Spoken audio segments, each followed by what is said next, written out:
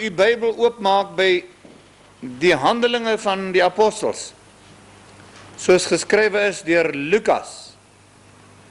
Die Handelinge van die Apostels en dan die 15de hoofstuk. Dis jammer, ons het nie baie tyd nie, anders sou ek graag met aandag die gedeelte saam met u wou deurlees. Jy weet, die gedeelte in die Bybel gaan oor die eerste synodale sitting van die kerk van die Here Jesus, die Nuwe Testamentiese kerk. En ons het nou nie tyd om dit alles te lees nie, dit het gegaan oor sekere Joodse gelowiges, wat wou gehad het, die gelowiges uit die heidene moes nou die wet onderhou, en onder andere hulle ook laat besny, as hulle tot bekering gekom het. Nou, die saak is op die synode daar, ek noem dit synode, die eerste vergadering bespreek, en na Jakobus daar sy saak gestel het, hoe hy dit sien, en in die skrif te bewys het, dat dit nie nodig is nie, en die synode besluit geneem. Nou is het interessant om te weet, die eerste synodale besluit, van die kerk van die Here Jesus, wat op skrif gestel is, die besluit, die eerste besluit, is hier in die Bybel opgeneem. Nou weet jy, ek was baie jare die voorsitter van ons synodale vergadering, en ons het soms het moeilik gevind om vir die afgevaardigdes onder die hart te bring, dat hulle moet verstaan, alle mosies, alle besluite, begin met die woord dat. En ons sal het vanaand in die Bybel ook sien. Begin daarmee. Maar toe het hulle 'n besluit geneem, en ek wil hy met saam lees wat hulle geskryf het. Kom ons lees van vers 23 af. En hulle het deur hul bemiddeling dit geskrywe. Die apostels, is nou die brief nou hoor, is nog nie die besluit nie. Die apostels en die ouderlinge en die broeders, aan die broeders uit die heidene in Antiochië en Syrië en Cilicië groete. Aangesien ons gehoor het, dat sommige wat van ons uitgegaan het, aan wie ons geen opdrag gegee het nie, julle met woorde ontstel en julle gemoedere verontrus, deur te sê dat julle besny moet word en die wet moet onderhou, het ons eenparig besluit om manne te kies en na julle te stuur, saam met ons geliefde Barnabas en Paulus. Manne wat hulle lewe oorgegee het vir die naam van ons Here Jesus Christus. Ons het dan Judas en Silas afgevaardig, om ook mondeling dieselfde berig te bring, want die Heilige Gees en ons het besluit, om verder geen las op julle te lê nie, as hierdie noodsaaklike dinge, hier is die besluit, dat julle jul onthou van afgodsoffers, en van bloed, en van wat verwrig is, en van hoerery. As julle hiervan onthou, sal julle goed doen. Vaarwel. So is hulle dan weggestuur, en het in Antiochië gekom, en hulle die menigte by mekaar geroep, en die brief afgelewer. En toe hulle dit gelees het, was hulle bly oor die bemoediging. En Judas en Silas, wat self ook profete was, het die broeders met baie woorde bemoedig en versterk. En nadat hulle 'n tyd daar deurgebring het, het die broeders hulle met vrede na die apostels laat gaan. Maar Silas het besluit om daar te bly. Maar weet jy wat dit nou vir my baie diep geraak, en my voor God laat buig het, by vernuwing.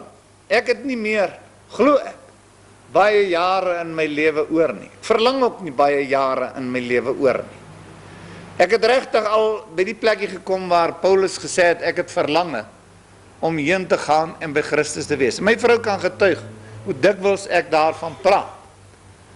Maar weet jy wat my baie diep getref het, is die gedagte hier in die woord van die Here, waar Paulus en Barnabas, soos hier gesê word in Handelinge 15, ek meen is vers 26, was manne wat hulle lewe oorgegee het vir die naam van die Here Jesus. Ek wil vanaand met u praat, en in die kort oomblikkies tot my beskikking, oor een lewe oorgegee vir die naam van die Here Jesus.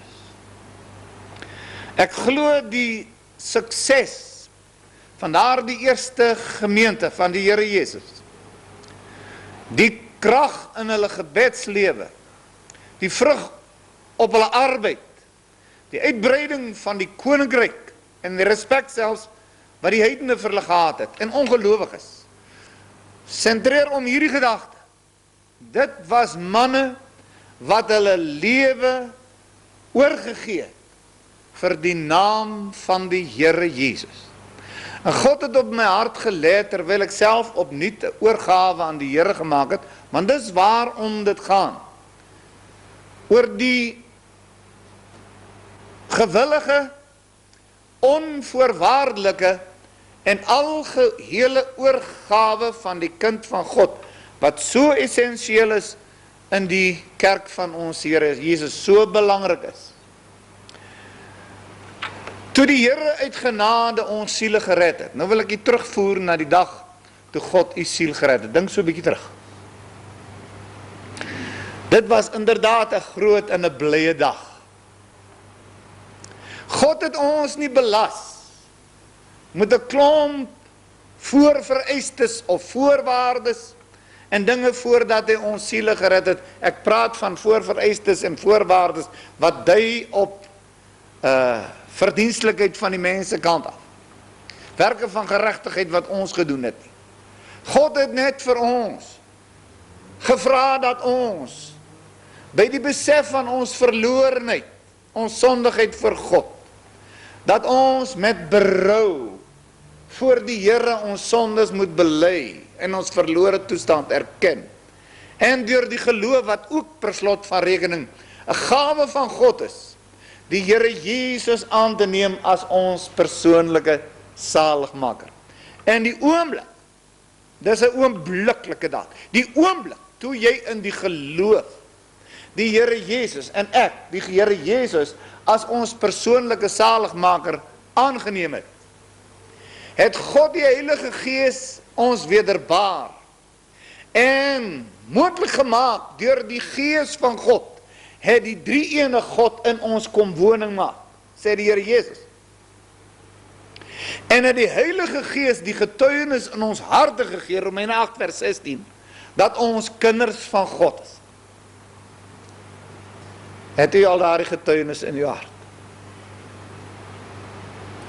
U sal nooit in die geestelike lewe enige vordering maak, as u nie daardie volle versekering het, dat die Gees van God saam met u gees getuig. Jy is 'n kind van God. Jy is weergebore. En in daardie oomblik het ons kon roep. Want ons het nie ontvang 'n gees van slawerny om weer te vrees nie, maar die gees van aanneming tot kinders deur wie ons roep Abba Vader. Kon ons vir God aanspreek as ons hemelse Vader. En saam daarmee, God het nie net ons die wedergeboorte geskenk nie, maar het ons erfgename gemaak van God. Wonderlik om te weet, dis in die Testament opgeskryf. Erfgename van God en mede-erfgename van Christus. Daar is 'n heerlike erfenis vir ons, wat in die hemel vir ons, sê Petrus, bewaar word deur die krag van God. Maar broers en susters, God het ons gered, om ons as instrumente in sy hand te kan gebruik, vir die uitbreiding van Gods koninkryk. En ek het baie boeke in my lewe gelees, en ek het gedelf, gekyk wat is die oorsaak van manne soos Moody en Finney en Torrey en die Wesley broers en David Talmage en baie ander. Waaraan word die sukses toegeskryf in hulle lewens en bediening? En sonder 'n enkele uitsonder het almal 'n getuienis van 'n ondervinding nadat hulle gered is. Hoor mooi wat ek sê. En wat die terme betref, was daar heel wat verskil in die studie wat ek gemaak het. Maar almal, ek herhaal, sonder uitsondering, kon getuig van 'n oomblik in hulle lewe wat aangebreek het nadat hulle gered is, waar hulle 'n gewillige, onvoorwaardelike en algehele oorgawe van God aan God gedoen het. 'n vrywillige, onvoorwaardelike en algehele oorgawe van hulle lewe en wil aan God gedoen het. Daarna getuig hulle van die krag en die seën wat hulle in die vreugde en die blydskap ensovoort wat hulle in hulle lewens ondervind het. Hier skryf die woord van die Here maak melding van 2 broeders, Paulus en Barnabas, maar die manne wat God gebruik het in die woord van die Here kon het almal getuig dat hulle hulle lewe oorgegee het vir die naam van die Here Jesus. Dis waaroor ek vanaand praat, van daardie algehele onvoorwaardelike oorgawe wat so belangrik is in die kind van die Here se lewe. Nou ons raak so verstrengel in ons terminologie en uitdrukkings en ondervindings dat ons eintlik die doel mis waartoe God ons werklik geroep het, wat die wil en behaag van God is. God het hierdie kerk waarvan u lidmaat is nou vanaand in die lewe geroep met hierdie besondere boodskap, dat daar 'n dieper ondervinding nodig is in die lewe van 'n kind van God, om God welbehaaglik op aarde te kan lewe. En dis nie vir ons 'n keuse wat vir ons gestel word nie. Dis in die bevelende toon dat God dit eintlik dwars deur die blaaie van sy woord vir ons stel. En ek gaan dit vanaand dood eenvoudig vir u sê wat dit beteken. 'n Onvoorwaardelike en algehele oorgawe aan God. Manne of vroue wat hulle lewe oorgegee het vir die naam van die Here Jesus Christus. Nou, God sê ek het dit as eis gestel. As ons bruikbaar wil wees in die hand van die Here, as ons wil deel in die vreugde van die seën van gemeenskap met God drie-enig, ek kom daarby in die boodskap, as ons wil weet wat beteken dit, dat God ons gebede verhoor en beantwoord, dat daar krag is in ons gebedslewe, vrug in ons arbeid vir die Here, siele wat ingesamel word vir God, en wil deel in die vreugde, die vrede en blydskap van God die Heilige Gees, is daar sekere vereistes. Ek kan dit eintlik almal saamvat met hierdie een groot vereiste van die woorde van ons oordeenking, naamlik 'n vrywillige, algehele, onvoorwaardelike oorgawe aan die Here vir die naam van ons Here Jesus Christus. En om 3 redes wat ons graag vir u wil noem. Ons kan nie in hierdie lewe in eerste plek deel, of laat ek dit so sê, ons Here Jesus kan ons nie in hierdie lewe ten volle gebruik soos hy ons wil gebruik, as ons wil nie onvoorwaardelik en algeheel, ja ons lewe onvoorwaardelik en algeheel aan God vir die naam van die Here oorgegee is nie. Miskien moet ek dit illustreer. In die Engelse geskiedenis van die Engelse vloot veral, het ons almal al van skooldae al geleer van 'n Britse admiraal van die vloot met die naam van Horatio Nelson. Het u van hom gehoor? Daar was 'n tyd wat van Engeland se vloot gesê is, of van Engeland gesê het, gesing is en gesê is, Britannia rules the waves. Hulle was magtig op die oseane en het groot seeslae suksesvol aangepak en oorwinnings behaal. En daar was baie groot admiraals in die geskiedenis, maar die grootste van almal was admiraal Nelson. Hy het letterlik honderde kere slaas geraak met vyandelike magte ter see en gewoonlik ook die oorwinnings behaal. By een geleentheid was hy in 'n slag gewikkeld teen die Franse ter see.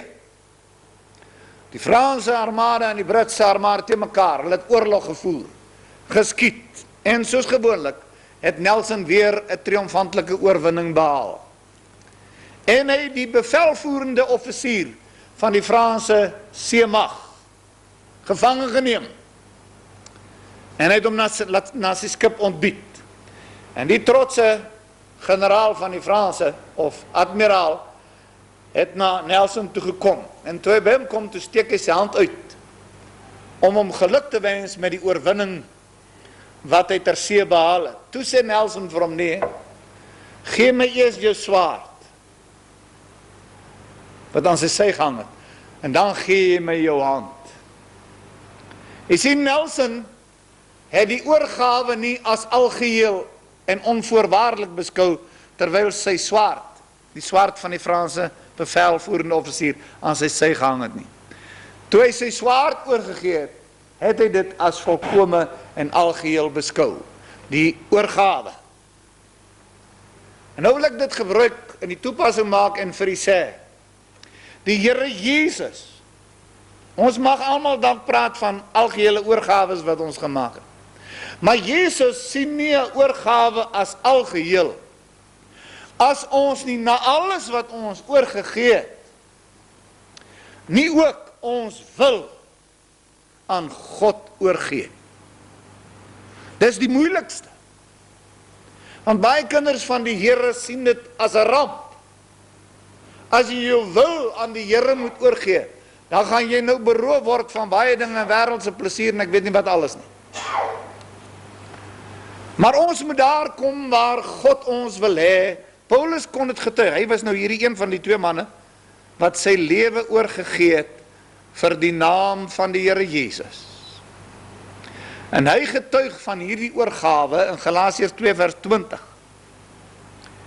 Ek is met Christus gekruisig, sê hy, en ek leef nie meer nie. Christus lewe in my. En die lewe wat ek nou in die vlees lewe, lewe ek nie vir myself nie, maar in die geloof vir hom wat my lief gehad het en homself, let wel, vir my oorgegee het. Christus het sy al, ja, God het sy al gegee vir u en vir my redding. En God vra niks minder as alles van ons nie. Ek kan ongelukkig nie die standaard van God laat sak nie. Ek mag nie ook hierdie poort breër maak as wat God dit in sy woord stel nie. Jy sien, as ons wil hê, die Here Jesus moet ons oorgawe as onvoorwaardelik algeheel vrywillig insien, dan moet ons ook ons lewe aan hom oorgee, ons hele ganse lewe, wat insluit ons wil. Kinders van God, al is ons hoe wonderlik gered, wil ek vir u sê, in sonder uitsondering, is dit die getuienis van die kind van God, dat die self nog op die troon van die hart sit, en wat geken wil wees, en wil regeer. Daar moet 'n troonsverwisseling plaasvind in ons harte, waar ons vrywillig, onvoorwaardelik, algeheel afstand doen van die troon. Sê, Here, nie meer my wil nie, u wil, soos Jesus gebid het, geskied. Was u al daar? Maar eerlik saam met Paulus kan sê, jy wil nie daarmee breek nie, jy wil nie spog nie. Wat my betref mag ek nooit roem nie. Behalwe in die kruis van ons Here Jesus, deur wie die wêreld vir my gekruisig is. Dis die taal van 'n man wat sy lewe aan God vir die naam van Jesus oorgee. Waar die wêreld vir my gekruisig is, en ek vir die wêreld. Ek is vanaand hier om 'n beroep op hierdie groepie bidders te doen. En dat ons indien moontlik, sonder uitsonder, of vir die eerste maal, of weer by vernuwing, ons lewe sal oorgee vir die naam van die Here Jesus. Dis wat nodig is in Pretoria Noord. En Pretoria Noord en die omgewing sal weet dat Jesus lewe wanneer in sy naam die stad omgekeer sal word, soos in die dae van Jerusalem. Dis die eerste rede wat ek noem. Jesus kan ons nie ten volle gebruik, soos hy ons wil gebruik, Al het ons alles oorgegee, maar net ons wil terughou nie. Jesus vra die sleutel van elke deur van die huis van uw hart. Hy het baie deure. Maar dat hy ook die deur, waarachter die self skuil, die sleutel aan Jezus sal gee om oop te sluit, en dat daar 'n troonsverwisseling kan plaasvind in Jezus. En broers en susters, dis tot ons eie voordeel, tot die voordeel van siele en die uitbreiding van God se koninkryk. God vra dat ons vanaand daardie oorgawe sal doen. Alvorens, die tweede rede wat ek noem, alvorens ons nie algeheel en onvoorwaardelik aan God oorgegee het nie, mis ons die hoogste en beste van God se seëninge. Daar is niks, ek het baie gedink, ek het hiernatoe gewik en daardie kant toe geweeg, en die Heilige Gees gevra om te help, ek het nie baie tyd om te praat nie. Maar daar is niks, wat 'n mens se siel so ophef, in jou geestelike lewe, op hoër geestelike grond. Daar is niks, wat 'n mens tot soveel seën kan wees. Ek praat van die ryke en die hemelse en die hoogste en die beste seëninge van God, wat oor almal uittroon is ons gemeenskap met die drie-enige God. Ons mis dit, as ons nie aan God ons lewe oorgee nie. Ons gemeenskap behoort te wees, 1 Johannes 1 vers 3, met die hemelse Vader, fellowship, praat die Engelse van, fellowship with God our Heavenly Father. Het jy iets daarvan ondervind vandag? Dit behoort elke dag te wees. Ons gemeenskap met die Vader en met sy Seun, 1 Johannes 1 vers 3. En 2 Korintiërs 13 vers 13 sê ook ons gemeenskap met die Heilige Gees. Het jy vandag met die Vader gepraat? Ja, dominee. Het jy met die Here Jesus gepraat? Ja, dominee. Wat het jy vir die Heilige Gees gesê? Watter plek kry die Heilige Gees van God in ons lewe? As ons in ons lewe wil groei en toeneem, en deel in die beste van die seëning en die vrede, die blydskap en die vreugde van God, die vreugde van gebed, die krag in die werk van God, moet ons die Heilige Gees van God eer as die derde persoon in die Godheid, eintlik die persoon in die drie eenheid wat in ons harte woon, wat met ons praat, wat ons moet ken. Johannes 14 vers, is het 17, wat sê? Die trooster is hy, wat die Vader ons sal stuur, wat die wêreld nie ken nie, omdat hulle hom nie sien nie en nie hom ken nie, maar julle ken hom, sê God van sy kinders. Julle ken hom, omdat hy in julle bly en by julle woon. En nou daar die grootste en beste seëninge van God, mis ons, omdat ons vashou, ons wil die oorgawe nie maak nie. En ons verbeur nie net die seëninge in hierdie lewe op aarde nie, dit kan uitloop op seëning wat ons gaan verbeur in die heerlikheid hier naby God. Wanneer ons voor die regterstoel van Christus moet verskyn, en beskaamd voor God staan, wanneer ons hom sal sien, die lam by die troon, wat alles vir ons gegee het, om dit vir ons moontlik te maak, en hy kyk na ons, maar ons was nie gewillig, om afstand te doen van die troon van ons harte. Ek wil 'n beroep op u doen, nou, dat die afstand sal doen, dis iets wat God nou van jou vra, dit moet jy doen, as jy in die seëninge wil deel, of eendag, gaan jy voor God beskaamd staan, jy wou dit nie doen nie. O, graag wou hy jou gebruik, maar jy was nie gewillig. Ja, God moet jou gebruik, maar hy moet net nie roer aan jou wil nie. Ek wil vir die vraagkinders van God, sal jy vanaand in die bid hier, vir God sê, Here, is gewillig om deur u gewillig gemaak te word. En kyk wat doen God. Kyk wat doen God in die lewe.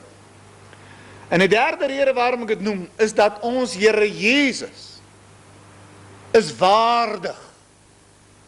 Dat ons hierdie vrywillige, onvoorwaardelike oorgawe van alles, ons lewe ook, ons wil aan hom doen. Hy is dit inderdaad waardig. Hy is die koning van die konings en behoort koning van ons harte te wees.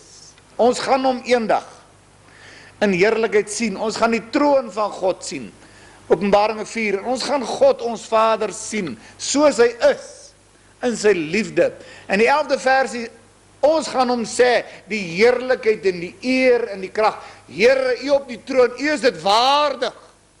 En dan gaan ons na die lam kyk en ons gaan vir hom sing. In Openbaring 5 vers 9, u is waardig om die boek te neem. Ek wil sê, hy is dit waardig dat ons aan hom sal oorgee.